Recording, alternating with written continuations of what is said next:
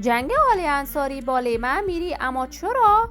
آیا علی انصاری عاشق عصام فرزان است و دلیل جنگ وی با لیما امیری بر سر عصام فرزان؟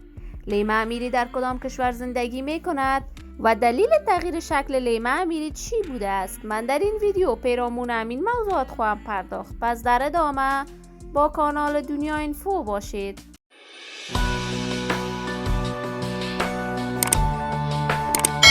سلام، شما را خوش آمدید میگم به یکی دیگر از ویدیوهای جذاب کانال دنیا اینفو.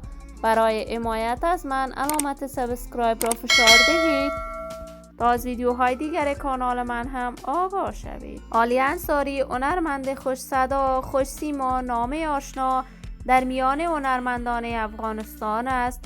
وی جدیداً شهرت هنری خوبی کسب کرده است و با سرودن آهنگ‌های دوگانه با لیلا خان و عمر زاخیل در میان هنرمندان افغانستان جایگاه هنری خاص پیدا کرده است و آهنگ‌های جدید علی انصاری بازدید بیش از 5 میلیون بار در یوتیوب را از آن خود کرده است. علی انصاری در یک خانواده هنری دیده به جهان گشوده، ولی به دلیل مخالفت‌های شوهرش نمی‌توانست آهنگ بسراید و اکنون شوهرش جدا شده است و با پسرانش در کشور انگلستان زندگی می‌کند. ولی رفت آمدهای هنری بیشماری به کشورهای آسیایی و امریکا و کانادا داشته است. سرودن آهنگ‌های دوگانه علی انصاری با عصام فرزان همیشه مورد نقد علاقه‌مندان و طرفدارانش قرار گرفته است.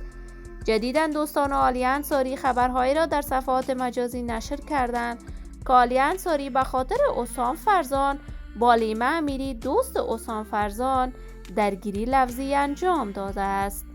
ولی تا کنون حقیقت این ماجرا از طرف لیما امیری و علی انصاری بیان نشده است. لیما امیری در کشور کانادا زندگی می کند و کاملا شکل و شمایل خود را مانند مدلان عربی تغییر داده است و به طور کامل از پرده رسانه ها دوری کرده است.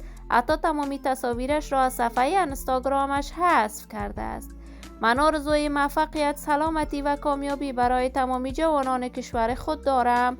دوستان نهایت عزیز، شما هم نظریاتتان را در بخش کامنت با من شریک بسازید.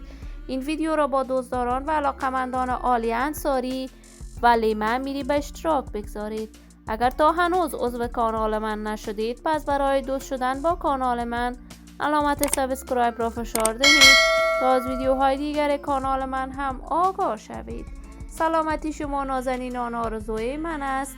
تا درود دیگر، بدرود.